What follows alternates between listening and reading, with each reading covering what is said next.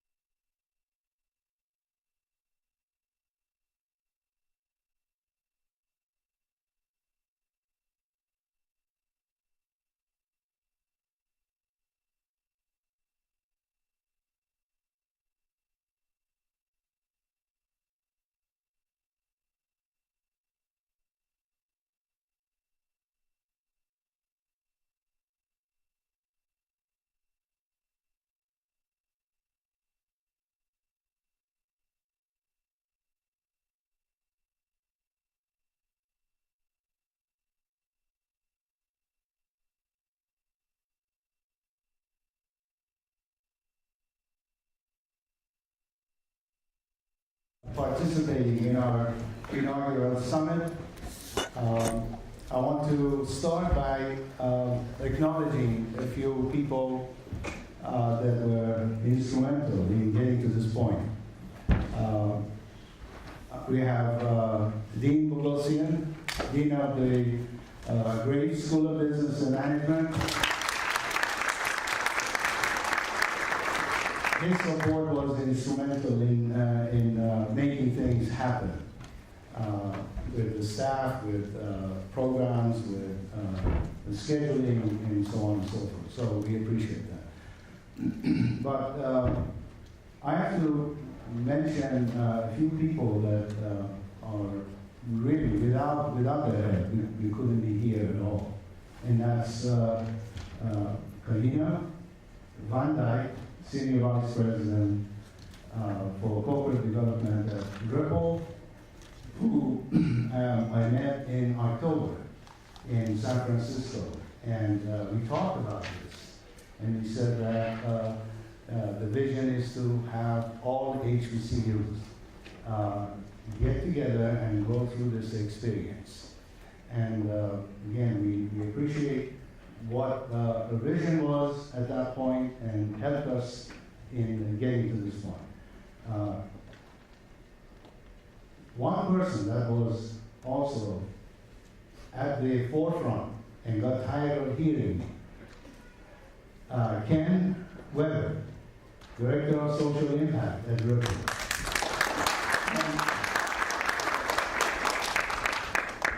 He was so patient. He listened to me every time I called, every time I emailed him, and we had many conversations. He had the words of wisdom. He had suggestions that made me energized and go forward with what we wanted to do here.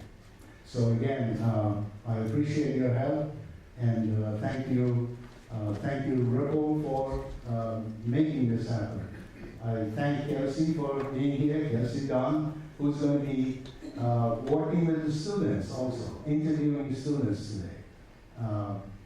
We started the program with, as you go in, project management is based on scope.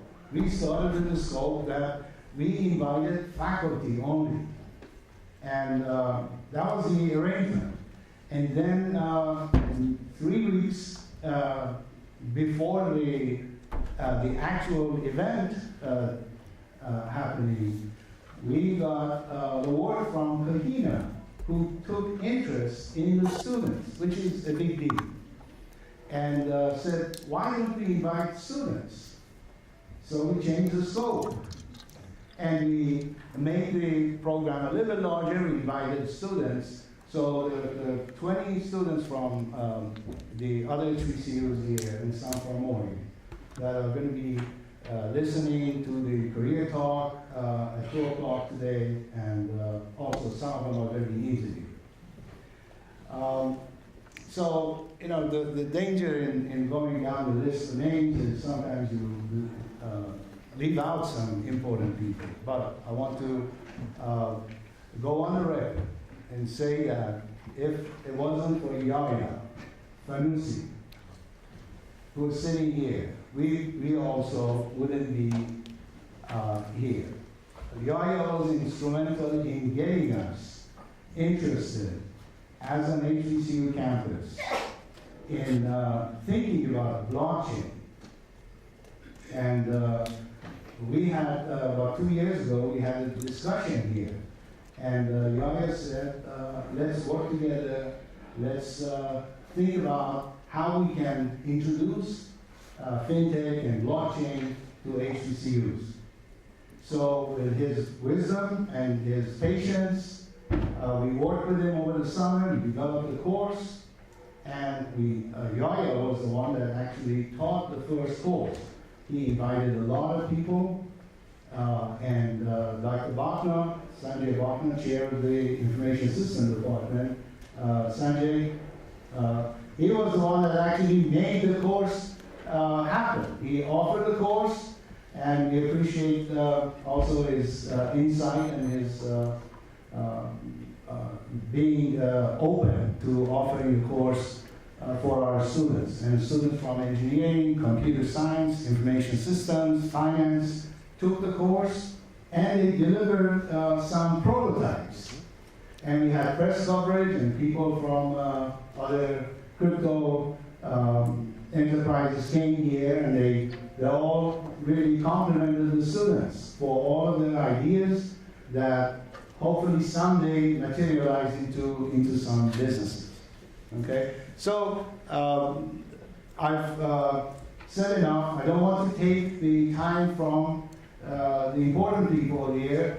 KAHINA is going to be interviewed, and the talk is based on what is the future of fintech. You've heard Kevin Warlock and other presenters yesterday, and this again goes through the same kind of pattern and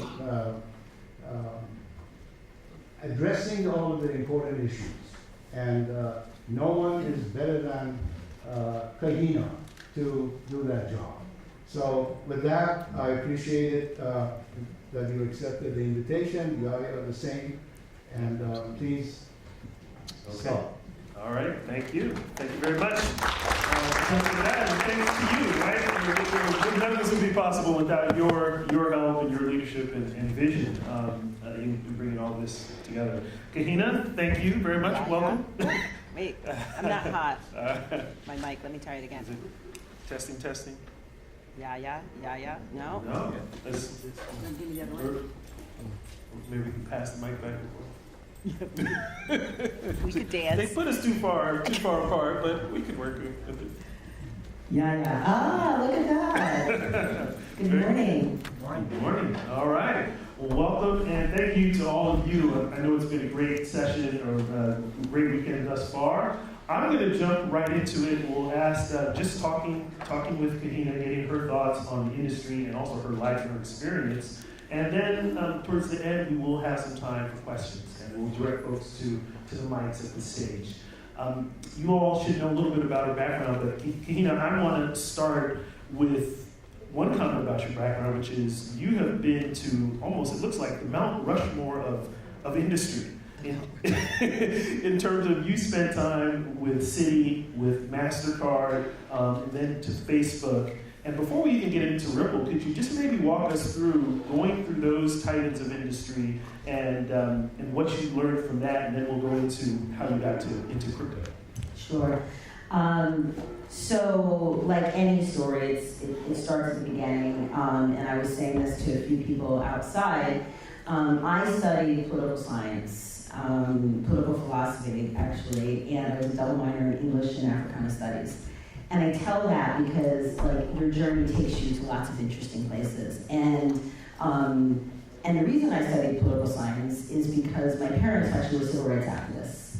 And my mother was a journalist, my father was a rebel at a time when we needed rebels and revolutionaries. And I was raised with this very strong sense of you need to do more for your community. You need, if you have the capabilities, you need to help make it better for other people. So I had a very idealistic vision of politics. And after I graduated on a Sunday, and Monday I was working at one of the largest lobbying firms in New York. And I realized that lobbying firms are not about helping people. They're about promoting the interests of the clients that pay them the most money.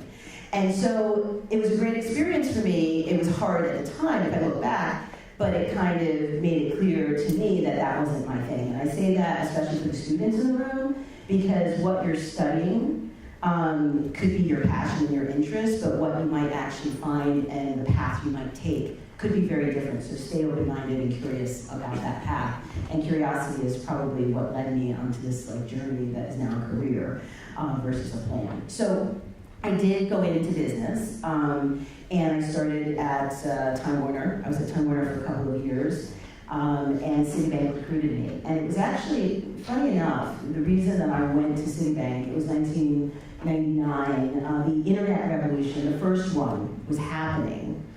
And Citibank offered me to join them to be employee number 7 of this new thing called the internet team.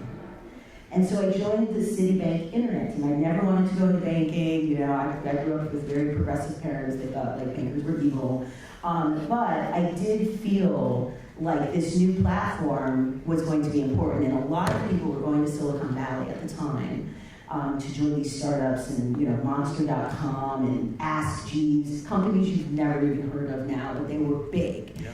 And so I went into banking because of the internet and because of the tech channel that felt like it was taking over and was going to be very, very, very important, although it was quite small. So I think that journey that put me into financial services rings very true around where we are now, which we'll get to in a little bit. But I did join Citibank, and one thing I will say about Citibank, and this is about curiosity in your path, I did launch the first wallet, I was spending time in Silicon Valley, and then they then offered me an opportunity to go to Europe and convince the Europeans that the internet and e-commerce was coming to them. And back then, in 2002, let me tell you, they did not believe. The Europeans were like, no, no, no, no, we buy things in cash, we buy them in marketplaces, this is an American thing, this will never take off in Europe. And the argument was, well, it won't take off in your dial-up modem environment, in that platform, but it will take off once you get broadband. And if you look at the adoption curve between the platform adoption and the experience, the different experience that you're going to have, this will take off. So I stayed there to actually launch the internet for Citibank across Europe. And I stayed in Europe and the Middle East for 14 years. So talk about a plan. I was supposed to go for a 3-month assignment, I ended up being there for 14 years. And so it was constantly this, the next opportunity came. I got to go to Central Eastern Europe, launch countries there, and I just kept saying yes to things. And it was curiosity driven, and it was also kind of passion driven of building new things. And then I went to MasterCard and spent 7 years there, all internationally, until Facebook called me. Wow. So you ventured into, you were always dealing with tech, and you dealt with, and then you went to Facebook and you were dealing more with tech. How did the transition or interest in crypto come about, in blockchain? Well, I think even when I was running core businesses at Citibank, I always was looking for like channels and platforms that would improve the experience for people and expand the reach. Because for me, financial inclusion, if you go back to my roots, right, being raised by these very, very idealistic, passionate people, my parents, even when I was launching a banking product, it was how does this increase reach or increase opportunity or increase prosperity to people who don't have it? And most often the answer was, okay, well, if we want to launch something in Egypt that helps people get remittances in an easier way, we're going to have to use technology to do that. We're going to have to use the mobile wallet to do that. In Bangladesh, I was launching a product. It's like, most people don't have bank accounts. You only have 10% of the population with bank accounts. So although the goals were always the business goals and the experience goals and the reach goals, technology kind of ran through it. And when I got the call, so increasingly in my banking life, technology was playing this really critical role, and me as a non-technologist. So I always had to surround myself with really smart tech people, right? Because that's not my thing. I can't code a line in code, but I do understand the business outcomes we're trying to have. So when Facebook called me, and I think this is a big move because this is an industry move, it was clear to me that a platform that 2 billion people sign into every single month and about 1.4 billion a day was going to be a way to reach the corners of the planet that banks could never reach, that credit cards could never reach, that debit cards could never reach. But we had more people with cell phones than we had with running water when Facebook called me, right? So all of a sudden, we had a platform, and on their cell phones, for many people, Facebook was the internet. Because they were bringing internet to places, they had satellites and like all types of, infrastructure for people to get the internet, and a lot of people, and I remember first going to some of these countries, and I was shocked that people would be in homes without running water, but they had their phone and they had Facebook. And importantly, they also had WhatsApp. Much more importantly, from a communications perspective, WhatsApp, because WhatsApp was free. And most of these places, like people couldn't barely afford their phones, and data and text messaging still cost money back then. And so when Facebook called, I had spent enough time on the ground in Southeast Asia, the Middle East, and Africa to know how important this platform was to the daily lives of real people. And I couldn't resist the urge to go work to bring financial services. When I first met Facebook, and I never had this dream to go to Silicon Valley. I'm not one of those people. I wasn't like, oh, yeah, go to Silicon Valley. I was very happy where I was. But when I met Cheryl, she said, we're here, we want to help transform global financial services and commerce and payments and commerce. And the way that translated in my brain, Sheryl Sandberg of Facebook, sorry, Chief Operating Officer of Facebook, the way that translated in my brain is, oh, great, we're going to be able to drive more prosperity and more equity and prosperity. And so for me, it was really about that channel platform. And so that's what made me move into tech from financial services. And then, you know, I spent a few years there. Then blockchain started becoming a very big topic there. And again, as you see, I lean into the new and the unknown, and that's what brought me Ripple. So Very long answer. I'm sorry. No, that's perfect. It's totally succinct and a great segue because you ventured, you lean towards the unknown, towards what's developing. So I'm wondering if you could tell us a little bit about where do you see the blockchain industry, the blockchain space now as an industry? Because everyone knows there's a lot of hype. What has legs? Where are we? And especially because you mentioned 2002, and people said, "Oh no, the internet's not going to be a thing for payments, or whatever." Do you see some parallels? Where are we now? Okay, so this is a fun game. Are we in internet 1998, or are we in internet 2001, or are we in internet? So, but this is what I would say. I see a lot of parallels, which is why it's so clear to me. This is the benefit of, as some of us know here, of age and wisdom. You've seen a lot of these cycles, right? The first thing I would say is that when we were launching online banking at Citibank, we were told that no one will ever look at their bank account online. The CEO told us people want their bank statement in an envelope delivered by the U.S. Post Office. Period. No questions. Because this is their money, and that's the most secure channel. And he was right that that was the most secure channel up until that moment in time. And when we went out and we did interviews with people, right? You know, those interviews, you sit behind a double mirror glass and you look at people and you ask them questions. People are like, I will never, ever, and I mean ever, look at any of my financial information online. And they were like very clear. It wasn't even a waiver. And the only people who were kind of like, I don't care, kind of, were young people who had no money, right? Because it wasn't that important to them. And so, but what I saw as a 20-something-year-old doing that was like, those young people are going to eventually have money. And they have a really different point of view than this other generation. And what we should be designing for is like the 10 years from now. What I didn't even expect is that within 5 years, we would have 20% of the population looking at statements online. And then within 7 to 10 years, we would have half of all of our applications coming from online. And then the mobile app store would launch. And so because that process, it always takes longer than people think. But the first kind of green spots, right, in any garden, for those gardeners out there, the first green spots are here in blockchain. And to me, whether we're in 1997, 1999, 2002, I cannot answer that question. I don't know what the adoption curve is going to take. I think every time technology, people are getting more and more comfortable with technology, if it's faster and more secure, which this is. But what I would say is that there is no doubt in my mind that this is the new technology platform that is going to have a significant impact across all industries. And so, you made the transition to Ripple, this being your foray. So tell us about how does Ripple solve or deal with these problems? How does Ripple fit into The blockchain use case? Mm-hmm.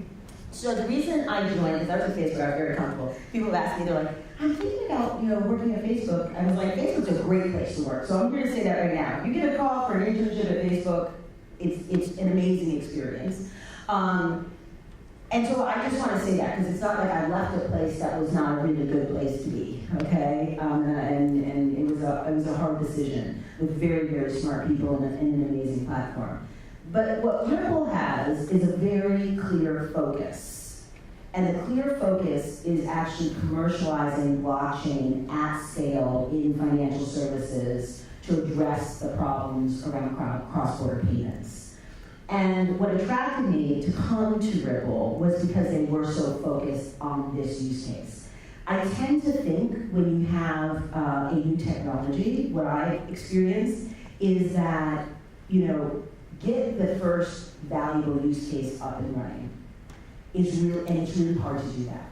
When it's spread like peanut butter across a whole bunch of different use cases, it's like, well, it could be identity. You could use it for food storage. You could use it for flower freshness. You can use it for all these amazing use cases. Yes, you can do that, and probably as this develops, most likely, certainly, all of those things will come. But it's done one use case at a time, right? And so, email was the first real use case for the internet that got mass adoption. And then people were shopping, but they weren't shopping and buying online, they were just searching for products online. And then it was a view only, but not transactional. And so my only point is that I am all about financial services and driving more financial inclusion and driving more prosperity and people having more access to financial capital and transactions. And for me, Ripple's focus on we are going to solve cross-border payments, and that's all we're going to do, which by the way is a pretty big challenge in itself, is why I came to Ripple, to commercialize at scale the first enterprise blockchain use case in financial services. So tell us more about how does that use case fit into the goal that you mentioned of more equity, more access, financial inclusion. How does that work? So right now, for you to send money, and this is real for me because I lived abroad in a bunch of different countries and I used to have to send money home to my family and back to the U.S. The way it works today is the global banking infrastructure is structured around this thing called correspondent banking. And all correspondent banking means is that, I want to get money from, KAHINA to YAYA, and I'm living in Dubai, and you're living in, where do you live? Maryland. Maryland, easy. And the way it would work for me is I would go to my bank, I would instruct my bank with his details, and it would go from HOP, my bank would send it to a regional bank in the Middle East, and then maybe another super regional bank in Europe, and then that European bank would have an agreement with Citibank, but he might not have a Citibank account, so then Citibank would then send it to his, US bank account, whatever it is, let's say Wells Fargo, and it's just hopping. And the problem with hopping is two problems. The first problem is every hop, someone is taking a piece of the transaction from a fee perspective, and also from an FX spread perspective, right? Because I started in dirhams, and I need to send in dollars. So it's like it might have gone from dirhams to euro to GBP to USD. So there's an FX spread component, which is profit that each piece is taking out, and then there's an actual fee.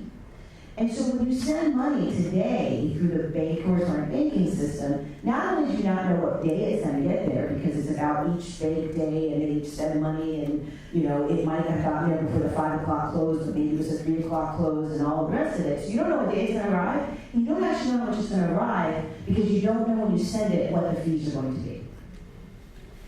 That is the system. But that system was set up for corporates, like Coca-Cola sending money to a bottling plant internationally, and it was, maybe a $10 million payment, and so these little tiny fees didn't matter. But the problem today is maybe actually, Yaya and I had a commercial agreement. Maybe I only need to send him $200, and with all of those fees being taken out of it, he might only get $150. And so the efficiency around, there's no transparency when it's going to arrive. And I sometimes say to people, would you get on a plane to a destination knowing you were going to get there, but not knowing what day or how much it was going to cost you? Because that's the correspondent banking system.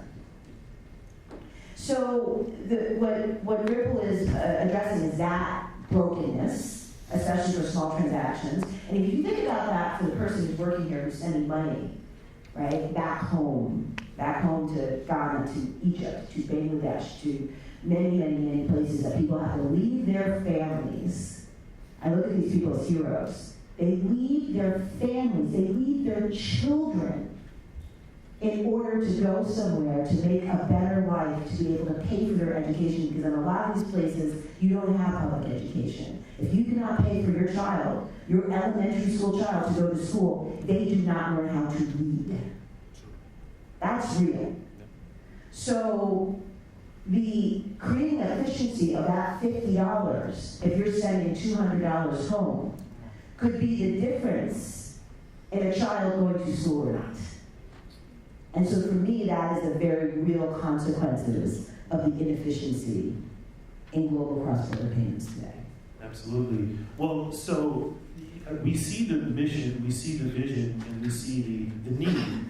From your perspective, what is hindering wider adoption at this moment? What needs to happen for there to be more? What are the things we should be looking for? So I think there's three things. The first thing is there is just inertia for anything new. All right, so it works, it's broken, it works. And I think so there's just that natural kind of, you have to push through that. But the second thing is that the participants who have to adopt this, some of which are the same participants who are making money off of the inefficiencies in the system.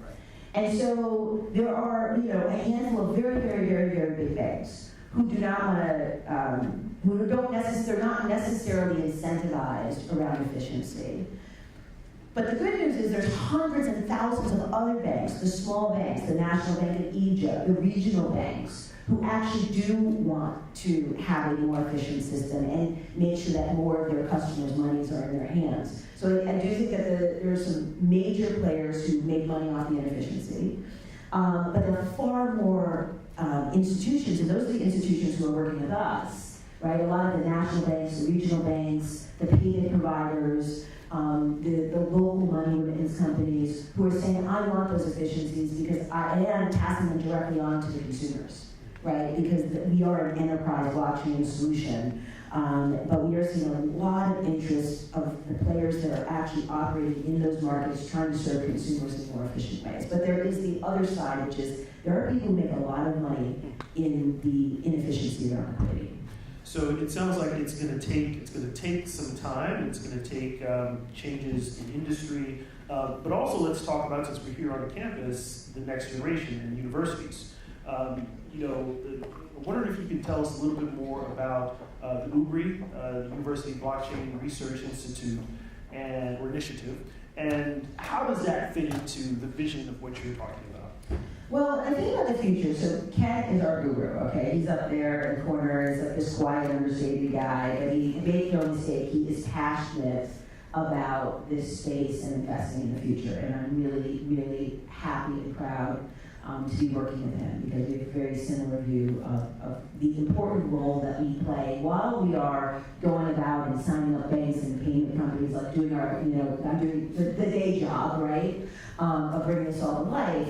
There is something bigger going on around blockchain that requires investment, and it requires, the resources, the time, and the energy to really make sure that the future of technology, which is blockchain, looks different than the current state of technology.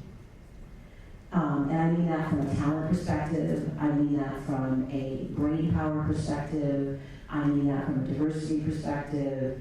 When I first got to Silicon Valley, the one thing that shocked me the most was the lack of diversity. And I come from banking. And technology makes banking look like the United Nations. Because, it's just a more international, more established, if you think about the banking centers, London, very international. New York, very international and diverse, the talent pools that are there. People know people who look like them, who don't look like them, right? They interacted with them. If you're on the streets of New York, you see people who are like different shades of tan. You understand that the world out there is bigger than the world you grew up in. And when I got to technology, Silicon Valley, I lived in Menlo Park, because that's where Facebook was, and I didn't know any better. But I'm looking around, I didn't see anybody who looked like me or even close to me on the weekends. And really good people, really smart people, but the Silicon Valley tech is suffering from a lack of diversity. And I don't think they even know that the talent that they're missing for the solutions that we need for the future. So I think when we talk about the future and talk about blockchain, the reason that for me personally, and I'm speaking for KAHINA now, this is in corporate policy, that the reason that we need to make these types of investments, and especially in a place like here, and the HBCU community, is that those are the future CEOs of the blockchain companies 10 to 15 years from now if we do this right now. If we do this right now. Not in 5 years when we all get comfortable and it's blazingly clear to everybody, but right now. Because the CEOs that I have met in Silicon Valley, and a lot of them, including the billionaires that I've met in Silicon Valley, which I met a lot of them, all came into the internet within like a 5-year period of time. And they were all like recent college grads or in college. And 10 years and 15 years later, they're running Airbnb, Lyft, Uber, Facebook, Google's a little bit before their time, Spotify, you name it, every company that we know of right now. There's almost like a vintage of when they arrived and when they leaned in. And this is the time to watch it. You don't come in when it's all established. You come in now when it's building. And so Ubri, Ripple is doing this because we realize that the talent, the future, the platform of the future is blockchain. There is not enough talent and people coming into this industry yet. There will be. There are far more jobs. If you think about it, there's jobs like at Ripple, but there's blockchain units at every company you could think of. IBM, Visa, Facebook, everybody. You literally can look at all these jobs, and you don't have enough people in those jobs. And you don't have enough students who understand that this is the moment for them to be coming into blockchain. And so what I'm here for is I want to see in 10 years when we're doing the 10th annual blockchain HBCU summit that can't hold us because we've got 5,000 to 10,000 people. And we have some of the students that are here today and going to have internships today, this year, next year, the year after, on stage with their blockchain companies changing the world, that we have this opportunity to make a real difference. And Ubri is doing that on a global, international scale, investing in universities all around the world. But for me, this is why I'm here today, and that's my vision and my hope for this gathering. And that vision is on point, inspiring. I'm wondering if you could expand with responding to two questions. We're here at Oregon. Oregon had the benefit of being the first HBCU with a formal blockchain course that I had the honor of teaching last semester, and there are other HBCUs here. So what should HBCUs be doing? How can they benefit from this? If they're just saying, for faculty and staff, what do we need to do to make sure we're on this train? And the second part of it is, for faculty and for students, what if people say, well, I'm not in the hard sciences, I'm not a computer science major, how could I benefit from this? Political science major, Africana and English studies minor. I mean, this is an industry. There are people in every company that are, like Ripple, right? We've got amazing engineers. We need engineers. But we also have an amazing finance department. We also have an amazing legal department. We also have an amazing marketing department. We also have an amazing comms department. We also have an amazing design department. This is an industry. In a company, and Facebook is the same way, right? I mean, Facebook has 1,000 recruiters, right? 1,000 recruiters recruiting people of the 30,000 people. Yes, a third of the staff are engineers, but 2/3 of the staff are not engineers. And so this idea that we're self-imposing limitations for us to move into technology, it's just untrue. Technology needs smart people, creative people who can solve problems. And so learning about, I cannot write a line of code, but I will report to the CEO of a pretty big enterprise blockchain company. And I would just say to people that let's not limit ourselves. Technology is for us and for you and for your students. Technology is going to enable the future. It's going to continue to enable the future in very material ways. And we need smart everything. We need smart economists. We need smart social scientists. We need smart writers. We hire writers, in our comms department. Everything you can imagine in every discipline that you have in your schools will be needed for this industry that is coming fast towards all of us. and I wrote this. I was an economics major and a double minor in city and regional planning and African American studies. So, It's that African American Studies minor. See, if everybody's minor in African American Studies, they too could be involved. never know. No, but you need your history to build your confidence in the whole. We could spend a whole other time on why it's so important to have that as a base. Well, you know, I want us to get into questions from the audience. I'm going to ask one broad question, particularly for students, which might be, doesn't have to relate to blockchain, but it's a personal question. What is the best career advice that you've ever got? Ooh. Or lesson that you learned? I've had a lot of teachers along the way. And the reason that I'm going to give you one is because it changes depending on where the lesson you need at the moment you're at. So what my advice to you is collect teachers for your entire career. Because there are people, and sometimes those teachers are peers, and sometimes those teachers are CEOs, and sometimes that teacher could be a cleaning lady giving you a word of advice on a late night when you don't think you're going to make it, and she tells you how proud she is of you. Teachers are everywhere if you keep your mind open to the lesson. And you're going to need different lessons, and you're going to get a lot of lessons along the way. But all I can say to you is, as tough as the lesson might be, you get up the next morning, and you just, as my grandma said, you just keep it on. Because there's another lesson to be learned, and there's another strength to be gathered. Nothing can top that. That's a mic drop right there. Thank you.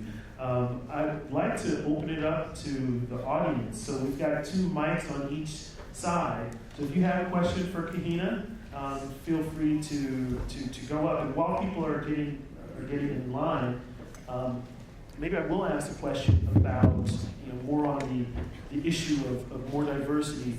We talked about what folks here can do, but what should the tech sector and the blockchain space be doing to increase the opportunity so that more folks can engage this technology?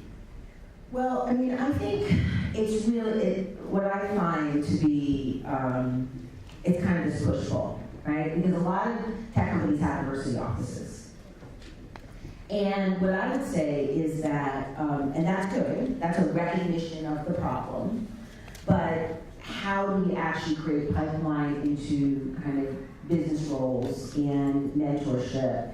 And it's, yes, we need internships in the pipeline to get exposure, but we also need people who are sponsors in the C-suites, right? I'm very lucky to be in the C-suite, but it's a very lonely place. There are not very many other Black women who are reporting to CEOs of Silicon Valley tech companies. And that is a problem, because you need both. You need sponsors and you need pipeline. So I don't think Silicon Valley's figured out the sponsorship piece. Of taking risks on people that they don't know or that they don't have experience with. But that's why I'm so committed to kind of this conversations and these set of conversations that I think we need to have at HBCUs around the country to make sure that we are getting people placed in the right organizations so that they can grow and become the C-suite and the CEOs of those companies. Great. Well, you're doing it here. This is excellent. Why don't we start here on the right, and then we'll go to the other mic. Good morning, KAHINA. Thank you for being here. And can you say where you're from? Sure. My name is Carolyn Malachi. I'm an artist, but I'm also from Howard University. I'm in audio technology. You mentioned your grandmother. Isabella. Bring her in the room. Yes. So I talk to my grandmother often about technology and about cryptocurrencies. And one thing that she says to me often is that she feels like the web left her behind, her and her friends. They try, but it's still hard for them. They're still playing catch up after 20 years of internet, right? Mm-hmm. My question to you today is, how do we, as representatives of communities and families, how do we educate those folks about blockchain, about crypto? In your opinion, what are some of the best tools for that one-on-one family education? Yeah, well, I don't know if I'm great at it, because when I told my mother I was leaving Facebook to join Ripple, which she had never heard of, and then I said it was cryptocurrency, she saw the look on her face, she was terrified.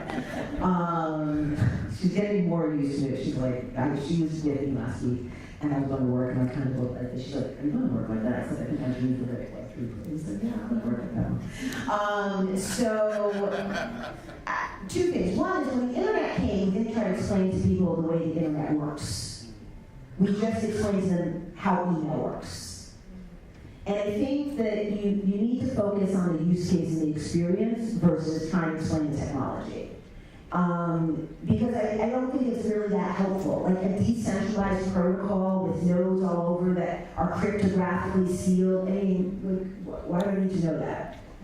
What I need to know is if you use this service that runs on blockchain, this is why it's faster, it's more transparent, it's a lot cheaper. And so I think what we have to just demystify it is like, blockchain is coming as a technology platform that is going to be faster and more efficient and more secure. That's where the Thanksgiving dinner kind of, for me, for my family, because my family, none of them are in tech. However, I think digital assets are different. And I think that digital assets and cryptocurrencies, which, it's funny because when YAYA and I talked for the first time, I said when cryptocurrencies came out, I was sitting on a panel in 2012, and it was called The Future of Money. And someone said to me, what's going on about virtual currencies? I worked at MasterCard at the time. And I was like, what do you think about, digital assets, cryptocurrencies? I'm like, who's going to use that other than criminals? Why do we need an anonymized, now it's not like why do we need an anonymized digital footprint, right? She would say that, but the point is, I didn't see the use case. And so I was very suspicious and very dismissive of it. And at the end of the panel, the guy who had done that, he came up to me and said, can I just ask you a favor? I said, yeah, go ahead. He goes, can you please take $5,000 and buy Bitcoin? And I looked at him and I said, absolutely not. I will not participate in that system, which, Most expensive advice I did not take. Remember I said there's teachers all the time? He saw me about 2 years ago. He said, you remember when I told you? I said, yes. He said, did you? I said, no. I said, oh, I'm sorry. But I think the point is, so digital assets are different. The way that I look at cryptocurrencies, so blockchain is a technology, but cryptocurrencies and the digitization of assets is actually something that is going to become more and more real to all of us in the coming years. And the reason for that is because they're actually serving a new need. So I'm gonna give you 2 examples of an example of how we digitize an asset. Cryptocurrencies, Bitcoin, XRP, Ethereum, all of these digital assets which are trading every single day. And if you look at how much they're trading year on year, forget the price, because people get all hyped about the price. Look at the number of participants. Look at the total volume that's moving. This is an asset class that is not going away. This is an asset class that is exponentially growing. And if you look at the FX market, now I sound like a real banker, but every day in FX, we call fiat, the British pound, the US dollar, the Japanese yen, that's kind of 5 trillion a day that's being traded. 5 trillion a day. Digital assets are a fraction of that, but they're growing exponentially. So you think about what is a digital currency versus a real currency. When's the last time we got paid in cash instead of getting a digital deposit into our account? So I mean, again, demystifying, these are new asset classes that are coming. But how it would really work, and what's really interesting on digitization of assets is, it used to be, I guess, like rich people went to Sotheby's and they bought an Andy Warhol painting for like $10 million. I guess that's right. Some people, I don't know those people, but apparently people do that. Or maybe it's more, it's $100 million. I don't know. But what's happening is, if you think about it, now you can buy 1/10,000th of an Andy Warhol painting. So that's a new asset class that people are getting access to. Then think about property. There's a hotel in Colorado. And you can now buy a piece of that hotel. You don't have to buy a room of the hotel, you're buying a piece of the hotel. And so that asset class that is emerging is going to lead, I believe, to more democratization of investment classes to people who right now don't have access to those investment classes. But I would separate the asset discussion, the digital asset discussion, from the blockchain technology discussion. And I think people are going to, in the next 5 to 7 years, there's going to be, you know, a very different understanding around how the asset classes and financial services are going to change our opportunities for growth, wealth, and investing. Thank you. Over here. Oh, sweet.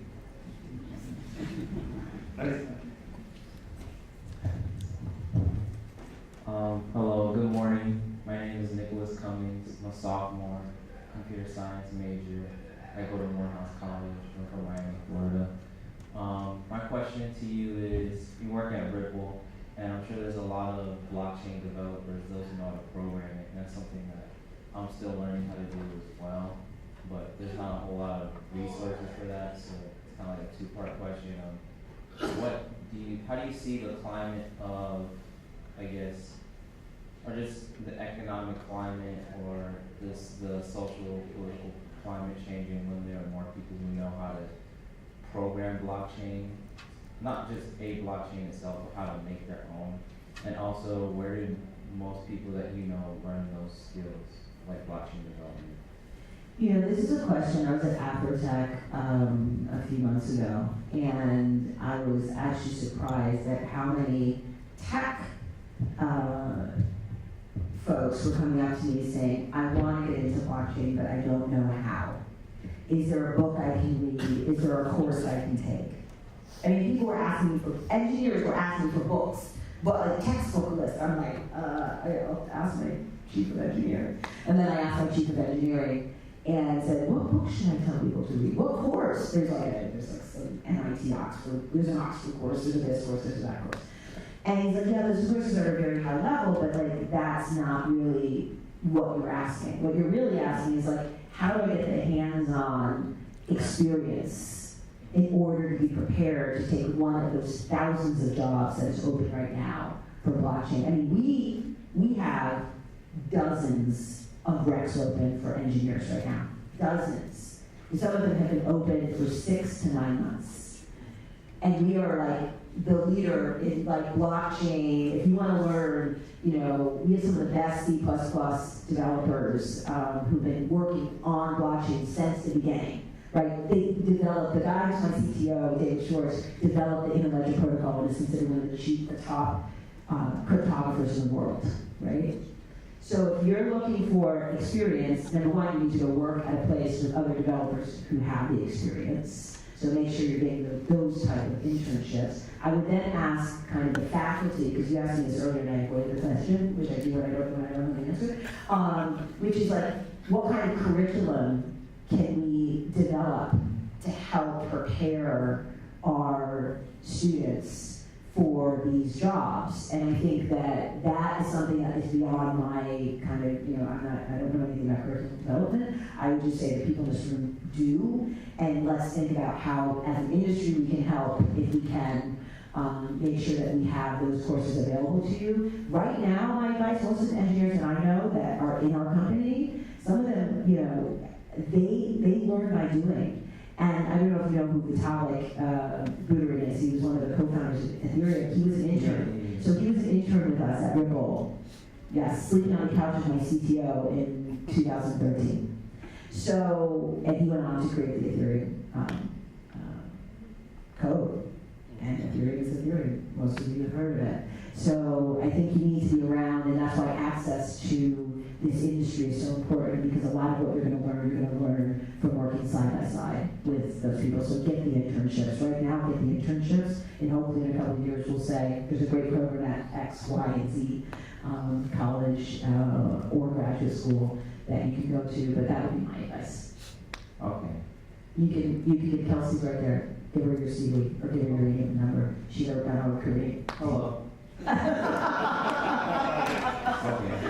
Okay, but we'd love to talk to you. And we're looking right now. That's part of. We are looking to make sure we create those bridges of opportunity. Okay. Thank you. Next question over here. Charlie Shannon, University of the Virgin Islands. So what are follow-up questions? The first one is short, the second one I think is really more important one. But you were listing 3 hindrances. The first was inertia to anything new. and then participants who have to adopt are the same ones that are benefiting, but you didn't get to the third. So, Oh, I missed the third, really? Okay. And what is the adoption? I think the challenges. I actually think there is a fear factor that has to do specifically around digital assets and cryptocurrencies. And I say that because I have a lot of interactions with the C-suite and with regulators, right?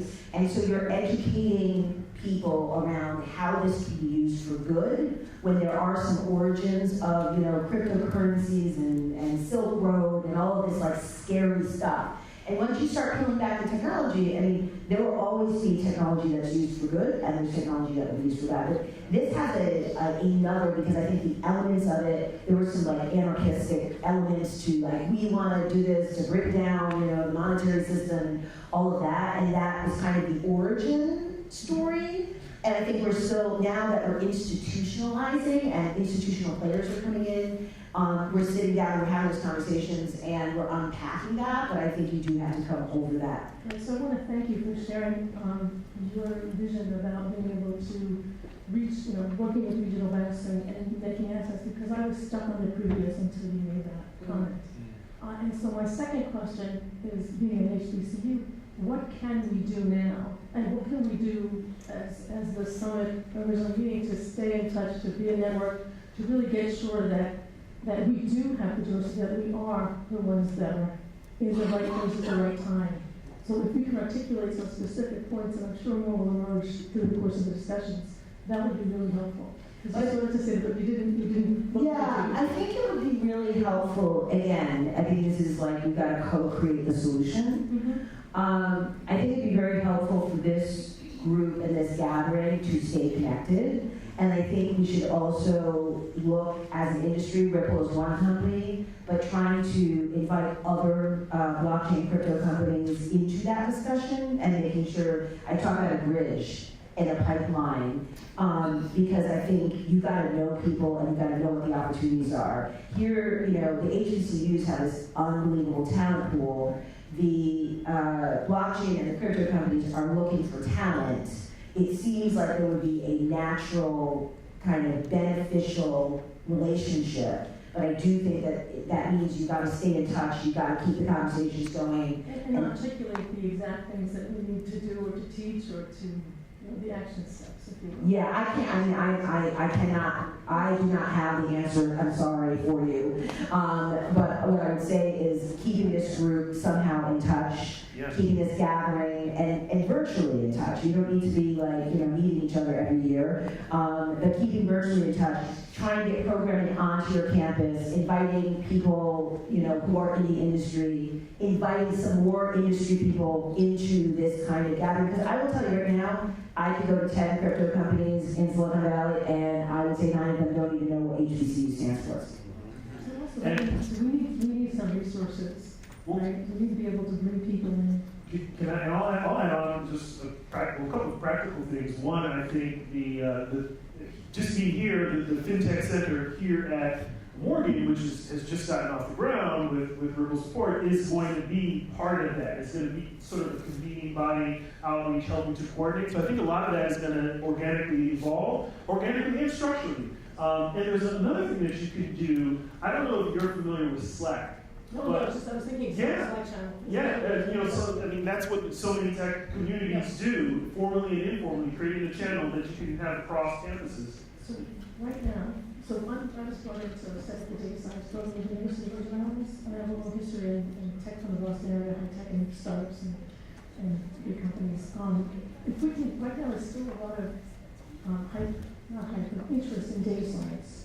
So tying, I think, data science and blockchain together might enable us to leverage some of the resources that are available now for data science into blockchain development and education. Does that make sense? Yeah, data science to me is needed in like every company. Like it's like you need a CFO and you need data science. Like for me, that is how you figure out what is happening with your consumer base, your customer base, and anything else. So I definitely think data science has a role. I don't know specifically what that role is, but it's definitely something that I think, like I said before, I think every industry and every discipline is going to be needed in this industry, I right? want to underscore that, I completely agree. Yeah. So we have time for the final question here. Hello, my name is Camila Charles. It was Where are you very, from? Harvard State University, St. Louis. And it was very interesting for me that throughout your life, you've got the chance to talk to people from developed countries, as Europe, and developing countries, some in Africa and I guess some others. Which was the greatest difference that you found in talking to two different kinds of people, two different cultures, and how to talk to them about development? How do you tell them, okay, the future is coming, and let's start building it? Because, I mean, people from Europe will think about the future way different than people from Africa and people from South America. Which was the greatest difference, or what you learned the most? So that's a great question. I think after my first couple of years living abroad, I realized I came to this very simple truth around humanity. So, what is the same about us?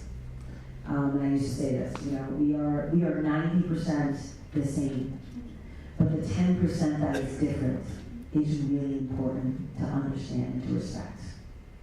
And so every time I ran into a new country or was talking, whether it was to the prime minister or, you know, to the woman selling vegetables in the market, it was about identifying her humanity and my humanity as being the same, and she probably has the same needs and concerns that I have, right? We all want safety, we want protection for our children, we want a better future for the next generation than we have today. And so really anchoring in that, and then spending the other 10% under other time understanding what was different about her needs or his needs. So that is how I kind of anchor. Because when I go into Bangladesh for the first time, everybody looks really different, all of the women are covered, and how do I connect with them? So I connect on our humanity, and then I try to understand their stories. So that's one, and that's just my approach. What I will say, which is I think a lot of people think, oh, the developed world has a lot to teach the developing world. Let me tell you. And I don't call them developing usually, I call them high growth. Yes. In high growth markets, and whether high growth is economically or population, or educational attainment. The high growth markets have far more to teach the developed markets because we're all so comfortable and spoiled. Things have been solved for us. Okay? So we just kind of like, it works. You turn on the water comes out. And guess what? You take a glass and you put it under because you drink it because you don't think there's any bacteria that's going to kill you. So, in many ways, it is in the high growth emerging markets where people have to be the most creative and the most innovative. And so when I talk to them about their future, I talk to them about their reality today, and I talk about the use case. So what would it be like for a woman in Bangladesh who today has to get on a bus to go to another town to get cash from her husband who's sending her money from Dubai? What would it be like and take time off of earning money? And then she has to go back to her village, and oh, by the way, because everyone in her village knows she's on the bus to get cash from her husband, she's actually at risk. And the elders in her village who are men come usually to take a piece of her cash. Okay, that's real. What would be the difference if you were able to get that money right to your phone and nobody knew about it? What would that difference be like in your life today? And what would you be able to do with that money for your future? She knows the answer. I don't have to tell her the future. I just have to help change her reality today. Thank you very much. KAHINA, thank you so much for the wisdom, for the conversation. I know everyone benefited. Thank you all. And I'll hand it over to Dr. Abdara. Thank you. Thank you. Thank you. Thank you so much. We appreciate the talk, KAHINA, and the insights. as a token of appreciation, we have Oh, look at this.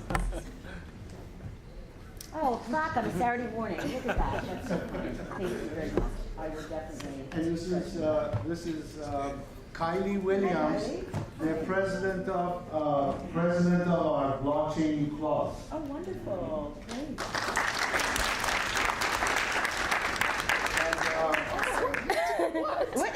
And again, Professor.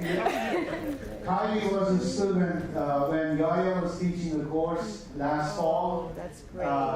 Kylie is a sophomore in information systems.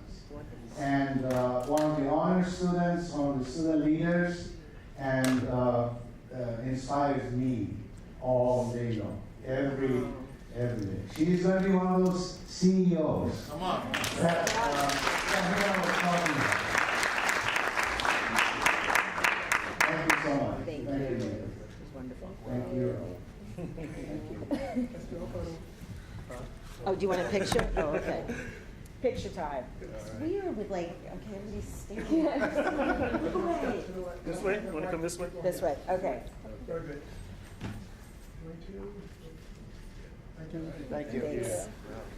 Okay, we have a short, about 10-minute break while we set up for the next session.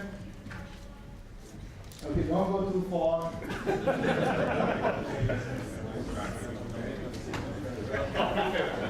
Now, you called me? Yeah, one.